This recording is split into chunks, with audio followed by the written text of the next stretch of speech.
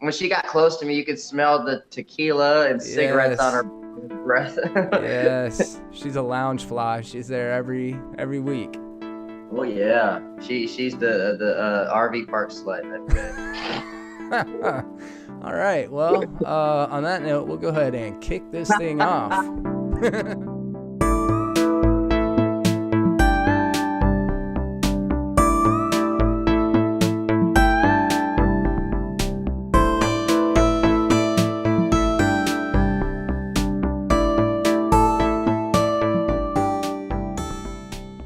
Hey, what's going on, you guys? Thank you so much for stopping by. I'm Jeremy, and people are terrible. Boy, oh boy, sometimes they can be terrible. What's up, Ian? Joining me on the line is Ian Elliot Carter from The Controversy. What up? Glad to have you. Glad to be back, man. You know, I'm enjoying the growth of our friendship. We're becoming family in this entertainment industry. Me and you, we definitely hold each other. I guess not accountable. We haven't really done anything that's going to get us canceled, but No. we definitely. I love that we keep this going with our collaborations. Yeah, I couldn't agree more, man. It's always fun. We don't shy away from the controversial stuff, but hey, that's kind of the brand, isn't it? For sure, man. That's going to be my legal middle name soon. Yeah, no doubt, no doubt. I do you guys, if you're not familiar with The Controversy, make sure that you head over there to the YouTube channel and subscribe. They do lots of fun stuff, movie reviews, music reviews, talk about current issues. The Hennessy and Conspiracy was one of my favorites, but I haven't seen an episode because you and Mick aren't around right now, huh? Yeah. You know, the hurricane definitely split us apart. But Yeah. when he's planning a trip actually down here to Busch Gardens or something. So when he's here, we're gonna take advantage of that and hopefully do some more Hennessy and Conspiracies. Can I ask you something? I didn't think about it till after I said it, but that was kind of a dick move, right? To be like, oh yeah, I really like the stuff that you're not doing anymore. No, it's not. Didn't mean it like that. I think you're hinting that that's what you want more of, and I hear you. Yes, 100%. And but yeah, seriously, your music reviews that you've been doing lately, that's something as a movie reviewer I've always been kind of interested in. But do you find it more challenging than reviewing movies because it's kind of more abstract? Yes and no. Like I find it more challenging on the fact that like when you're doing movie reviews, you have a lot of people that's already seen these movies and stuff like that. When you're doing music, there's a lot of people that have different views and different likes about the music, and I've chosen to do like the underground stuff that nobody's heard of at all, and that makes it easy for me to get in touch with the artist, because obviously if I'm doing Jay-Z, there's no way Jay-Z's gonna be like, thank you, Ho, you know. Yeah. He's not gonna do it. But when I'm doing these underground people, all I gotta do is tag them and send it to them, and they hear it, they see it, Yes. and they're like, oh, that's awesome, I'm glad you did that. Some of them even reshared my reviews, and this is me helping them help me when they do that. It's like, savvy. oh, this guy reviews music, and I'm promoting them, and they're promoting me. Last week, man, I've gotten like 100 followers on Facebook and well, not Instagram, but on the Facebook page, like from these reviews, like No shit. They skyrocketed. Well, good for you, man. Yeah, that's a smart, creatively smart as a business move as well. I appreciate the hustle, because I know that coming up with marketing strategies is a totally different skill set from being able to turn on a camera and bullshit, isn't it? Absolutely, yeah. But you know, at the end of the day, I'm a movie fan and a huge music fan, specifically hip hop, R&B, disco, funk, and all that stuff. So it's a pleasure for me to do stuff. Yes, like that. Yeah, for sure. It's always nice to be able to do what you like. I mean, that's the whole goal of everything. And even if it's just a hobby, like for me personally, right now, I not making any income off of it, but I still really enjoy to do it because, like you said, man, it's fun collaborating. Real talk. Yeah. So we're going to get into some weird news headlines, and then we've got a couple of major topics that we're going to discuss with you guys today. I should probably give the disclaimer that we're just a couple dudes doing a podcast, and what the fuck do I know? You know what I mean? It's totally opinion-based. Yeah. Exactly. I'm not doing an apology tour. I'm going to try to be honest. I'm not big enough to do that, so you just don't have to fight something. All right. So did you see the video of the kid throwing the firework into the manhole? No, I have not. Is that No, I have not. This is news to me. It's in China. No, it's all right. I must not have sent the link to you because, I'm always prepared. But, yeah, so there's this kid in China, and he's, like, right out in front of a convenience store, and there's a small manhole in front of him, and he, like, drops, it looks like a Roman candle, straight down through one of the multiple holes that are vents on top of the manhole. And the whole sidewalk just straight up explodes and caves in. Apparently, there was a bunch of sulfur trapped underneath it. And the kid, yeah, it's like an action movie. He just fucking makes it out in the nick of time, dude. But it's crazy looking.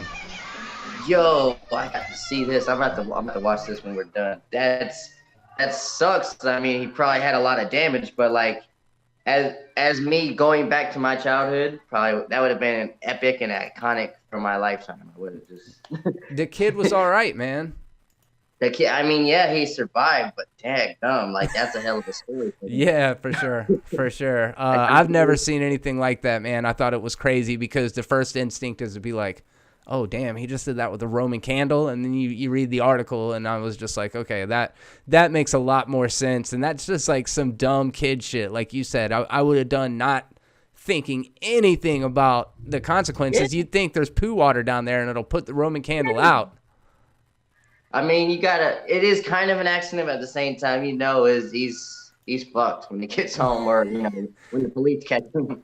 Yeah, I don't know how litigation is in China. I don't know what the deal is in a communist country when somebody blows up a sidewalk. Yeah, we're probably never going to see that kid again.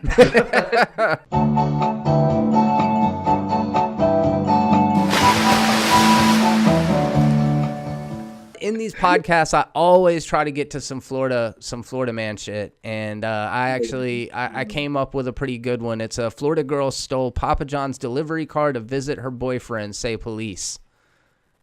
Did you catch this? I did see that one.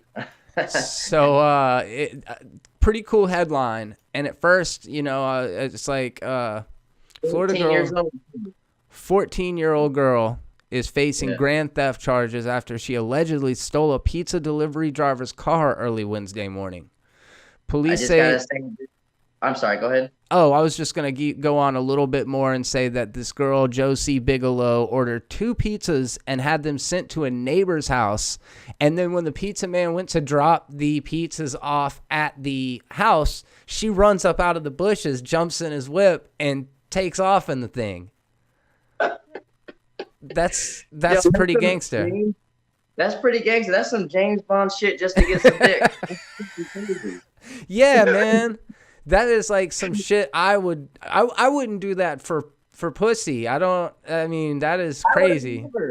My dumb, back in the day, we rode bikes. We had to walk, and we did what we had to do. I don't think I would have the balls to do something like that. No, man, that is crazy.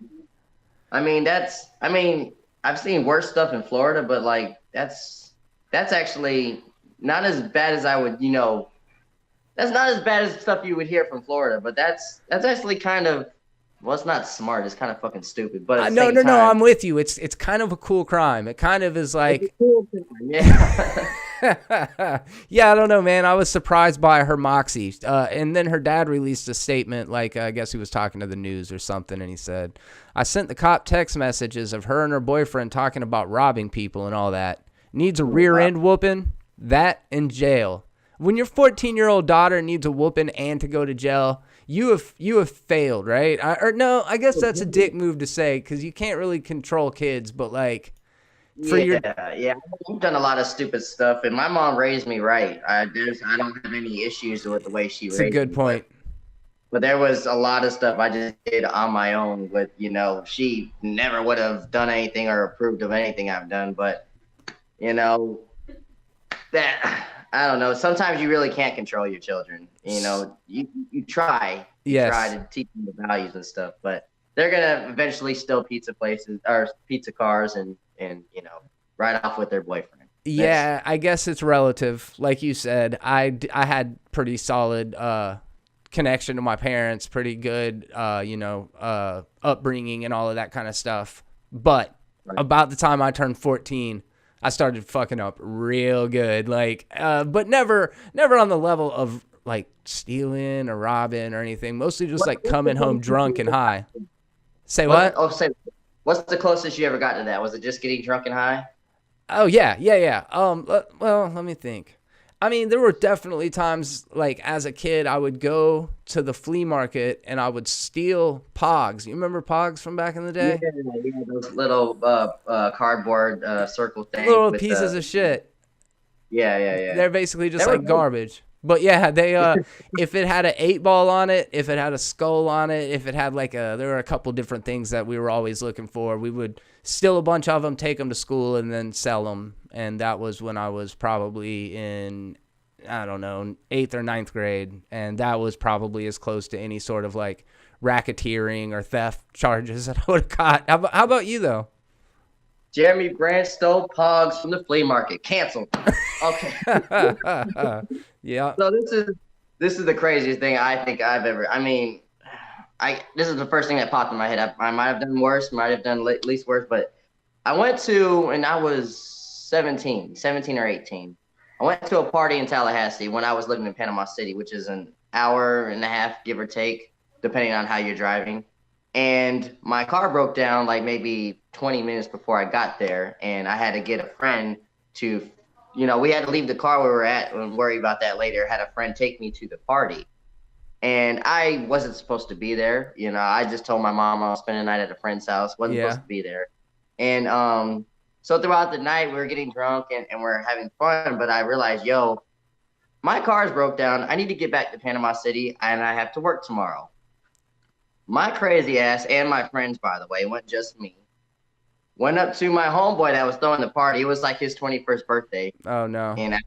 And he got so fucked up he couldn't even see her. He was gone. We waited till he passed out drunk. Oh, shit. And took his keys out of his pocket. And took his car back to Panama City. Oh, shit.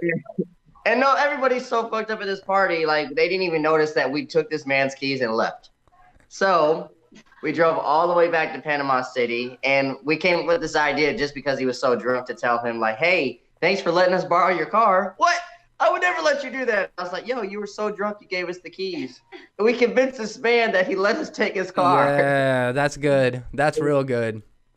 So yeah, that might have been the craziest thing. Y'all just rode back with 2 cars or some shit and gave it back to him? Well, we only drove back. I mean, we rode back with his. We took his car, and we were still kids, underage, drinking, stole a car. That's a lot. And we're black. Yeah, that's pretty good. We got home, I had to confess to my mom what happened. I was like, we went to Tallahassee. My car's broke down. She was not happy. So yeah, we had to take her car and the stolen car back to Tallahassee, give him back his car. And I was still keeping the lie, like, I appreciate you letting us take the car. Yeah. That was really cool of you, buddy. Holy shit. Yeah, but I never stole a pizza car to see a girl or a guy or anything. Yeah, that's a good story though. I've definitely done worse shit than that. I was just thinking kind of in comparison to the idea of theft or something like that. One good story I have literally about a car though, and this has nothing to do with anybody else's car. I was like partying one night. And me and guys, obviously, this is just like me talking about shit that happened years ago, but not something that I endorse, not something that I think is cool. But me and my buddy Mike, we were getting fucked up one night, and we took a couple of Xan bars and totally blacked out. No recollection of what happened. I remember like flashes of the night, and I remember specifically being like in the woods, parked up on this trail, because we're in Florida, like in the woods, parked up on this trail, drinking 32-ounce like Miller High Life and smoking. And but I didn't know where. I just knew we were like out in the woods somewhere. Anyways, all that to say, I woke up in the morning and I went to go to McDonald's and get breakfast with this kid, Mike, that had stayed the night at my house. And I walked out into the driveway and noticed that no car was there. And I was like, oh, fuck. Like, I swear, this is before that movie, Dude, Where's My Car came out. Because I was young. I think I was probably 17 years old. And Walked out into the driveway. Yeah.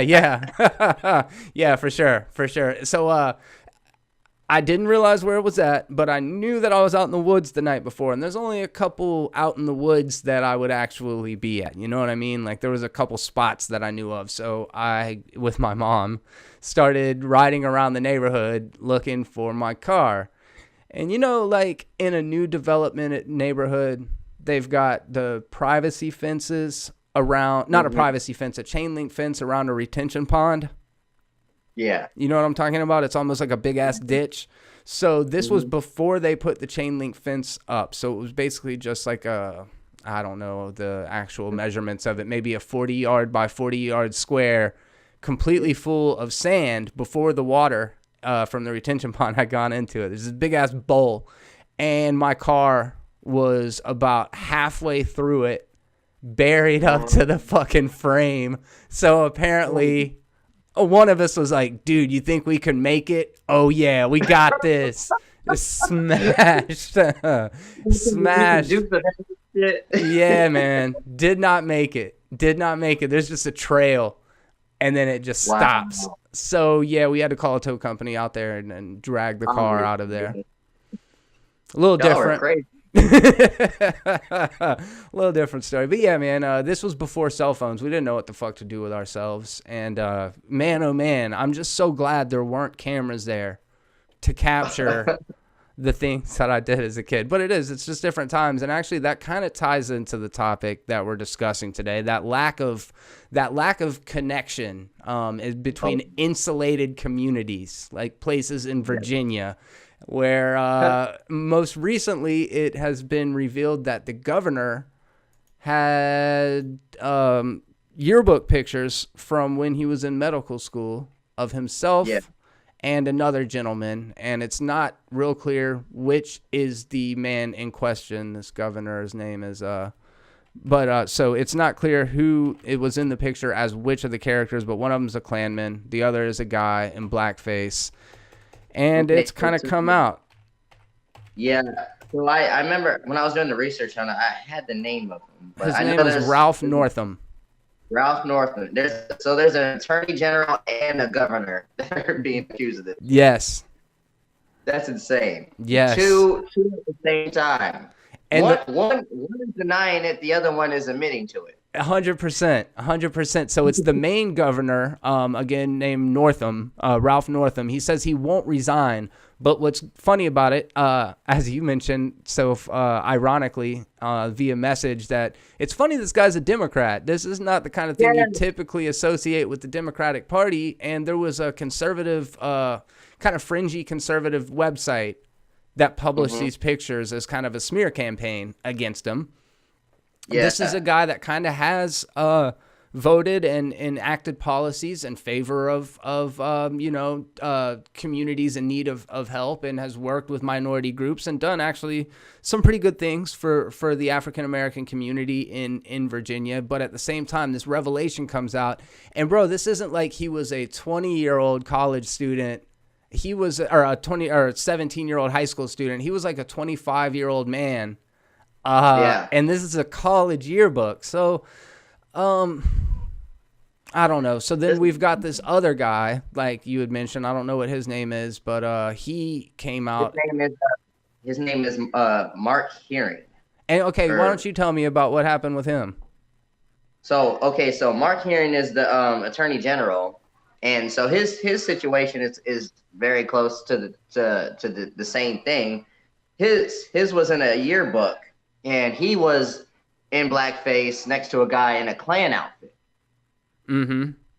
So, but in his situation, this is the guy that's denying it. His situation is if it's not him, if it is him, he might could pull it off by saying it's not him, which we still don't know because the picture is so dark and black that even somebody that's a professional at face recognition cannot even identify him. Yeah, you definitely can't prove that the guy in the Klan outfit is him, and the other is so dark that you can't make out the features in his face, which is funny because his original statement was my bad, I was a jerk, or I was an idiot when I was a kid. And then he comes back the next day, like plausible deniability, is it still an option? Do you think that just casting enough doubt on it means that you get off the hook for it?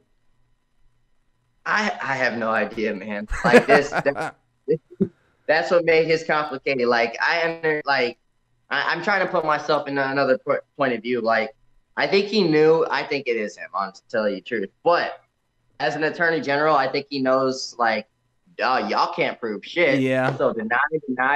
Yeah, 100%. I think I'm with you. So then this other dude, though, he came out and he's the third runner-up. If this governor were to get taken out of office, even though he says he won't resign, the third runner-up, basically, like you said, similar circumstances. However, there were no pictures published. We don't really know for sure, but he says they exist and that they could potentially come out. So he got ahead of the controversy. He put himself out there and was like, yeah, I did this. It was insensitive of me. And I, realize now that I hurt people and I apologize. Do you think that's the way to go, like almost moving forward in this cancel culture, is just to straight up get ahead of it? So my opinion is going to be different than apparently majority, because I thought mine would be the majority, but apparently this is a different time, because we'll talk about that later with Liam Neeson, and even bring back some Kevin Hart conversation. Yeah. But like, honestly, I thought you would think that is the way to go. Like, okay, let me admit to something before being called out on it. Like, you teach that to kids, like, yo, just be honest about it. Mm-hmm. If you're talking a lie, or you got this aha moment, then you really look stupid, and I'm not defending this guy at all. I think, like you said, he's like 25 years old. What the fuck? You're a grown-ass man. You shouldn't be thinking or talking like this. Yeah. Doing stuff like this. But, like, I do respect the fact that he did come forward before someone was like, aha, look at you. We found you. But people nowadays don't give a shit. They're just like, with Liam Neeson, we'll talk about that later. Like, he came, nobody got him or caught him with the shit. He was like, yo, I had these feelings, I thought this way, and I did this, and I apologize, and I was immature for that. I feel this is kind of a similar situation with this guy, but this culture don't give a shit right now. Like, so if you're guilty, we'll give a fuck. I don't care if you're apologizing for anything, which is kind of sad to an extent, but like, these are people that we elect. Like, how many more of these people are out there? And I'm not even calling to cancel this guy or whatever, but like, it is an eye opener. Like, how many more of these guys are out there that are running shit?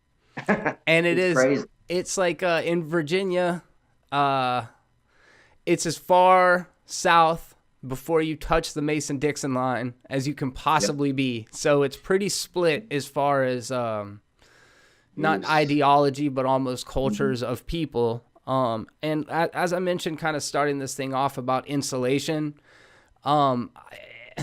first of all, let me come back to what you said about if everybody copped to every fucked up thing that they've done in their life, then as a society, everybody would reject everybody, because we are willing to give ourselves a pass on things that we would not give other people a pass on. Is that fair to say? Yeah, definitely. I call it the Eminem effect. I actually read it in Charlamagne's book, Black Privilege, where you remember in 8 Mile where he's battling and he already knows what everybody's about to say about him. So he already gets it out the way. Like, I am white. I am a bum. I do this with my mom. You guys jumped me. You had sex with my girl. I honestly think that is a great way of living. Like, you should admit you're wrong and prove to everybody you're not perfect. We have this, and this cancel culture also is just like, it's going to start this train reaction like Black Mirror, where that episode where she had to do she had to fake being a certain way for society so they would accept, get all these likes or whatever.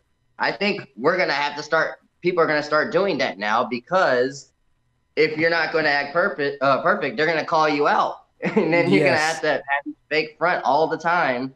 And it's going to cause so much fake in society. Like, I see it coming right now. That's going to be the reality.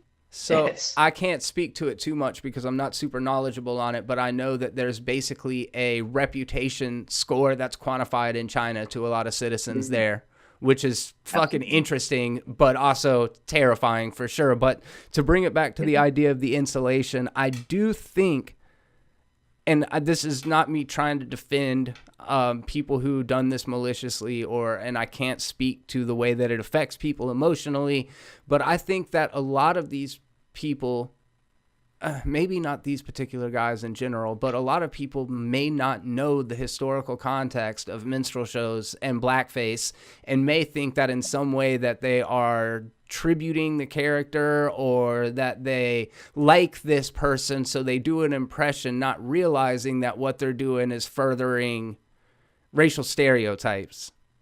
Yeah, and let me comment on that real quick. And also there's also a story with Gucci was doing this. They have this with blackface too that people are trying to cancel and protest, and I think rightfully so. Though they what the fuck, Gucci. But but I wanted to comment on the blackface thing though. Like, I understand, I guess, the point of view of the times were different. Like in the 80s, I think these pictures were like in the 80s, I think, or maybe late 70s. So you got to, and this is me being nice, I'm not defending it, but you got to realize in the 80s or late 70s, literally segregation was like less than 20 years old. Like, people are still, the times are shifting, and people still don't understand, like, this is wrong, this is offensive.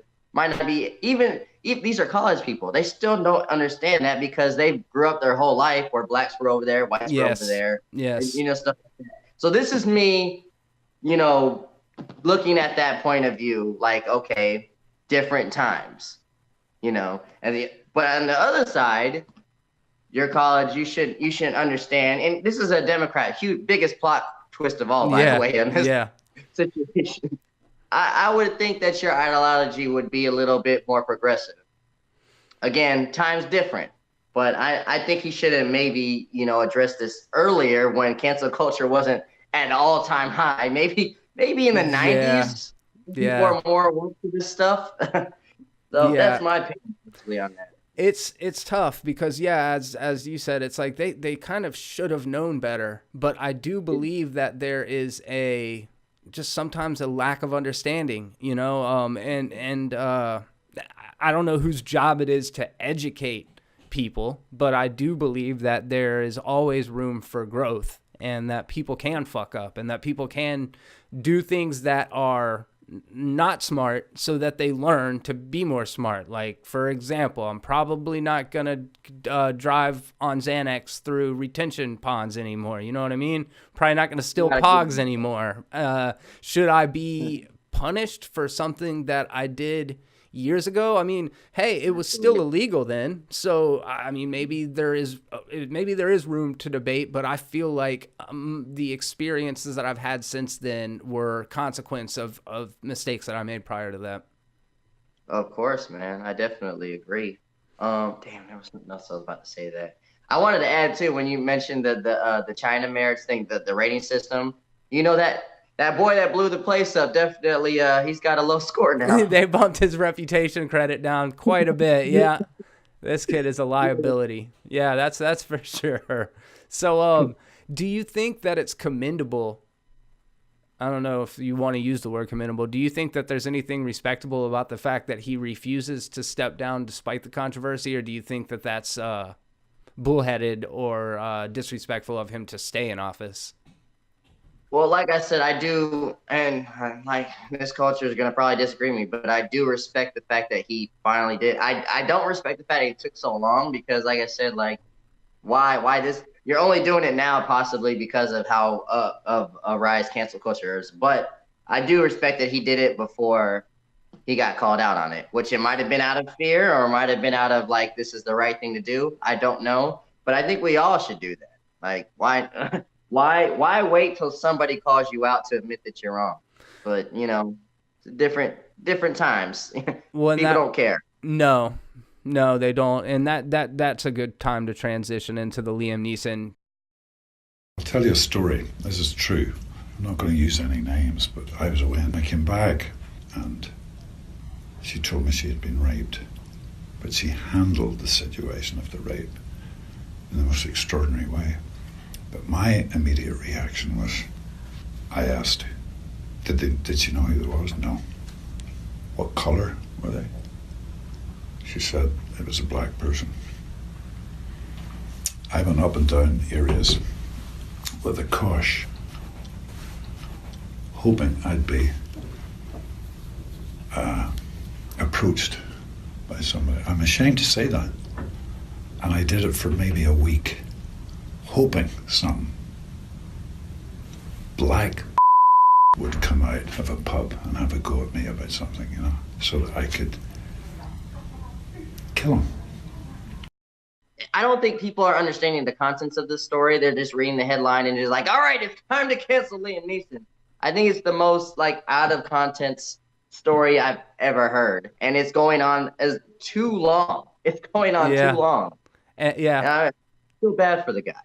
So he grew up in Northern Ireland.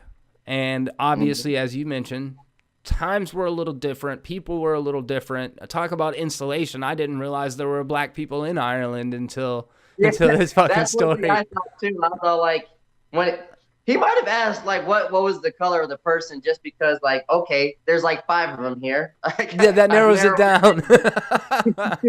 Some process of elimination shit. But if they would have said white, you know. So okay. One part of this story too, I think you should mention that a lot of story outlets and media people are not talking about. I think this is a 40-year-old thought that he had.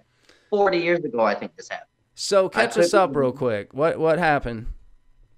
Okay, so I'll try to summarize the best I can. I think 40 years ago, if I'm getting the times wrong, it's give or take. But 40 years ago, Liam was living in Northern Ireland, and he had a friend that was raped.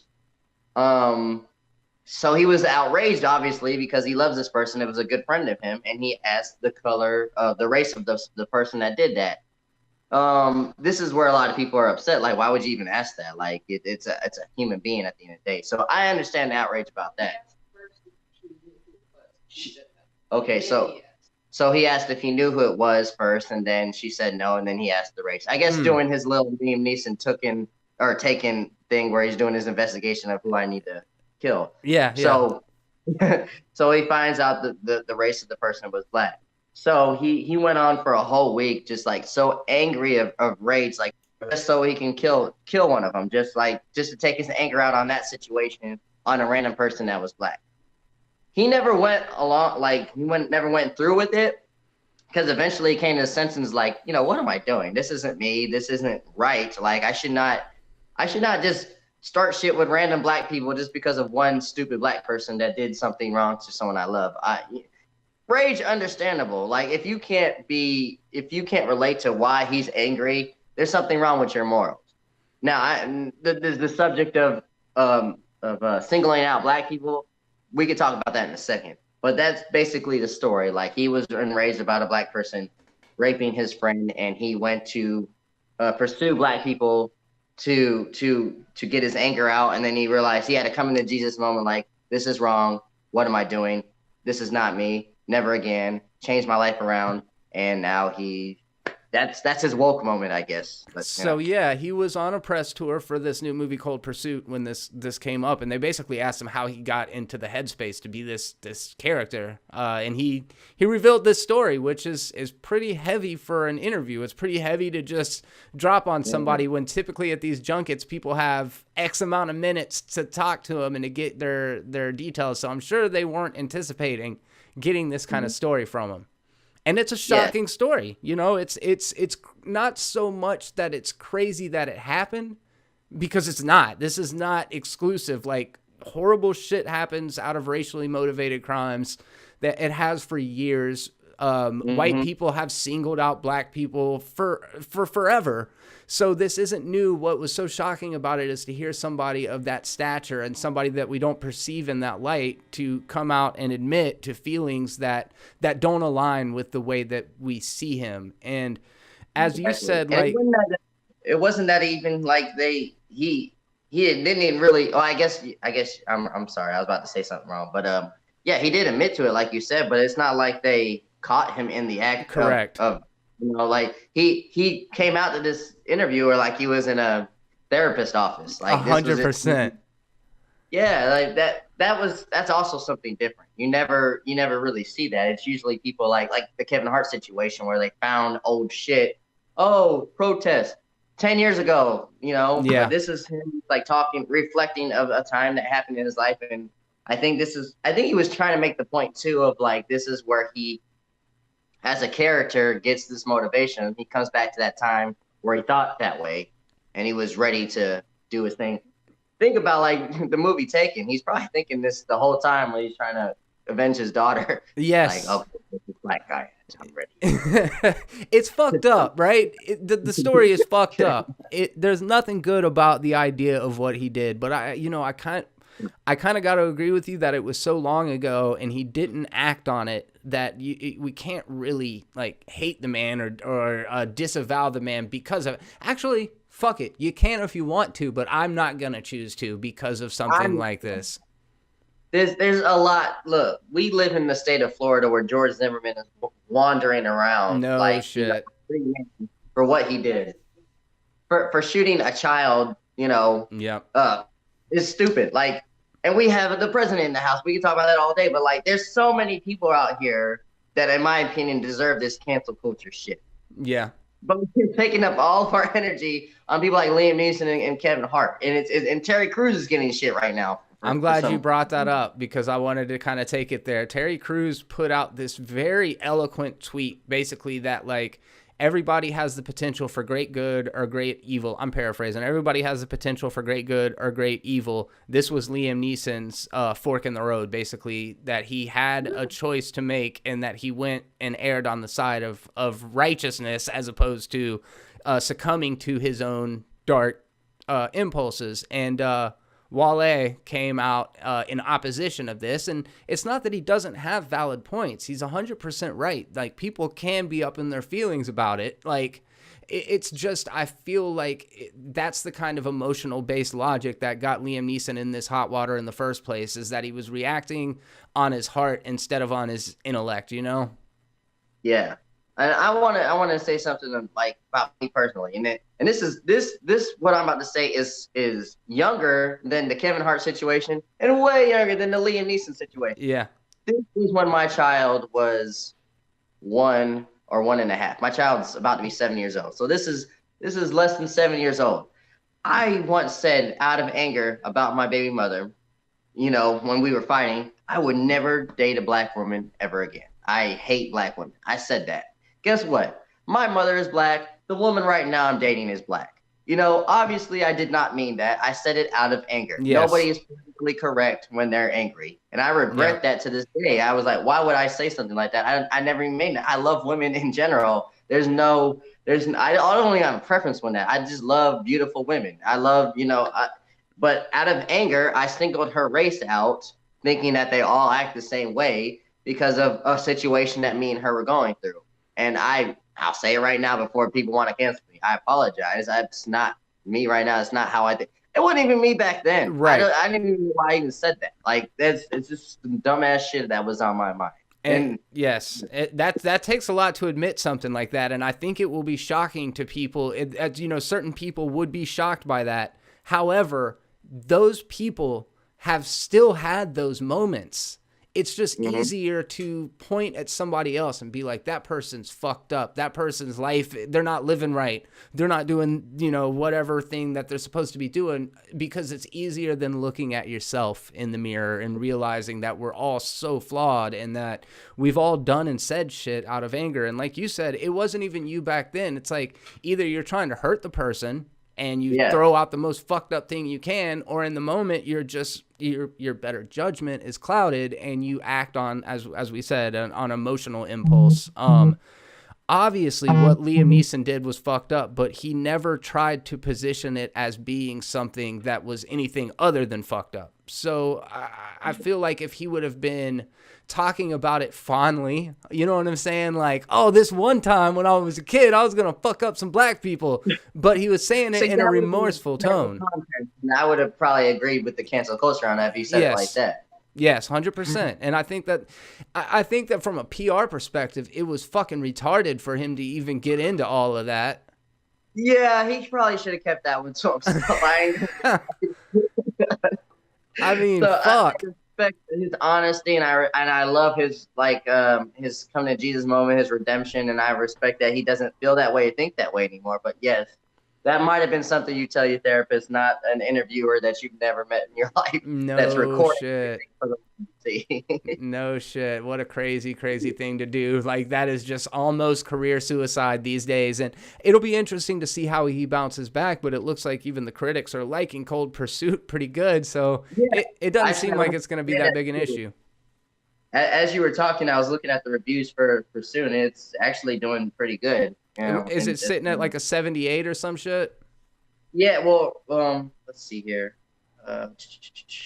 Yeah. Rotten Tomato, it says 67, but I think actually yesterday I thought it was higher, but you know, went down a little bit maybe. And this is one of those movies that might get a bad score just because how people feel about them. I don't know. It's you know, it's hard to say what people's bias is. I wanted to say two more things on this subject, please. though. Like, I understand the outrage right now. Like, this is the first time in history, like, it feels like we're being heard when it comes to this progressive society and change. Like, we're finally not taking shit, like, with the blackface. We're not taking shit from racist, sexist people and stuff like that. It's about time, and I love and respect that. But at the same time, when we're doing this, when we're calling out racist people, sexist people, or people that just are hideous and don't need the limelight, we gotta make sure that we're not becoming what we hate. This is the problem I have with this culture, cancel culture. Like, we can't overdo it. Like, I understand that, like, segregation is less than 50 years old. I understand, like, racism still happens nowadays. We got police brutality. We got people taking advantage of women. We got all this stuff still happening. It's getting a little bit better, but I understand that we have our voice right now. But please, let's not become that hateful, negative stuff that we're protesting by making sure people don't eat, sleep, and, you know, all this stuff. Let's not take it that far. Like let's take it back right now and reflect. And the next thing I gotta say is, like, what is the end game of cancel culture? Like, are we supposed to? What do we want in the end when we do this? Like, when we attack people like that, like, do we want them to just get a rope and hang themselves? What is the end game? Yeah, and this is man. This is what we need. We need a leader when it comes to this stuff like that. Like, do we want to talk to them and help them rehabilitate their mindset, or what is it? I don't know. Yeah, to touch on your first point, I couldn't agree more. I feel like we are becoming the mob. We are not you and I, and not the mob like the mafia, like the angry mob that chases people through town with a pitchfork. And it's ugly. It is ugly. It's almost like we're being oppressive of oppressors. I guess it's like fight fire with fire, or yeah. We're oppressing the oppressor. Wow, yeah. That's not what we should be. Definitely not. And I think that's kind of the debate about and I'm not a religious person, but the kind of Old Testament versus New Testament, as where God was a spiteful God who, if you did some shit he didn't like, he would just smite you and fucking curse your family and shit, where, like, Jesus was like, turn the other cheek. You got to be better than that. You've got to, if you want to be the solution as opposed to the problem, then you've got to rise above the bullshit. And as far as the end game, I don't know what they want, man. I don't know if it's just become this tit for tat thing, like one of yours for one of ours, and like now it's just always going to go back from party to party, or color to color, or woman to man, or whatever the thing is, where we just look at the other and we simplify it and we say, man, fucking girls are like, or man, white people are like, or man, black people are like, and it's all bullshit because none of us fit exactly into those boxes. Everybody's a little more complicated than that.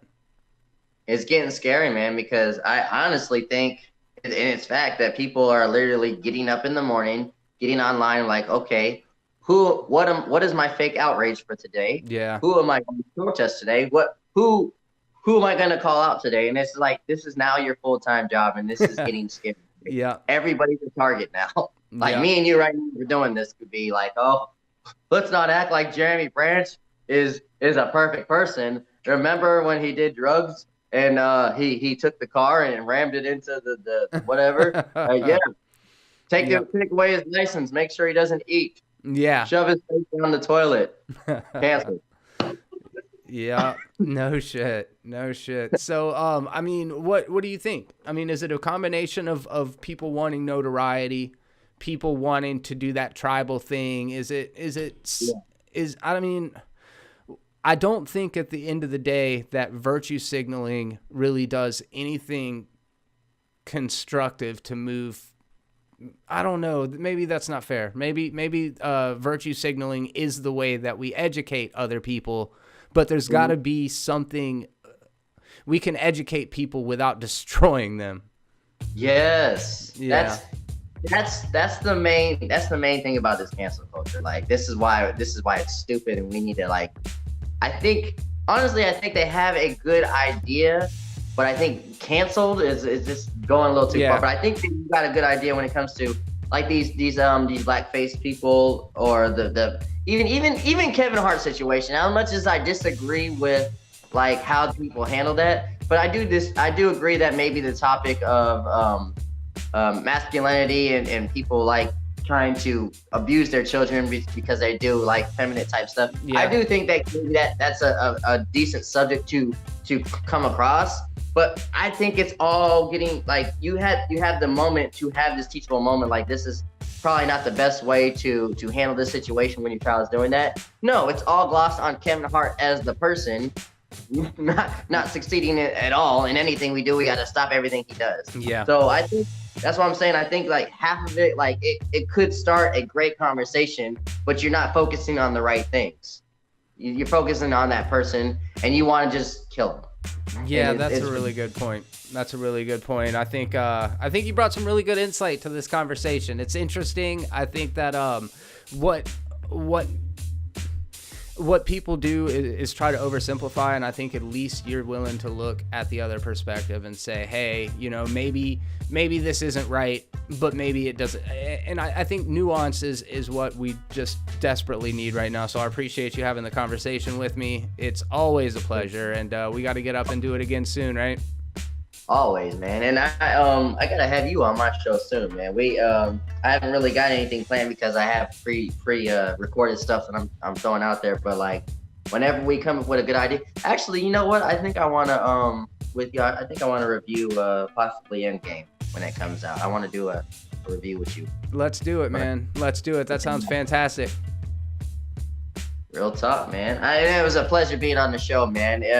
Please, guys, if you haven't liked and subscribed to this channel, man, he's current stuff, and this is a great conversation that everybody should be having. Like, just check out Jeremy Branch and Caleb as well that says stuff.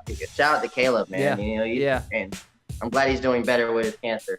Yeah, absolutely. And I appreciate it. And we'll have to get up. I'm looking forward to doing your show. Make sure that you guys that are checking this out right now, like, share, head over, check out the controversy. But most importantly, until next time, and on behalf of both of us, be terrible. Would you just call me terrible? Cancel.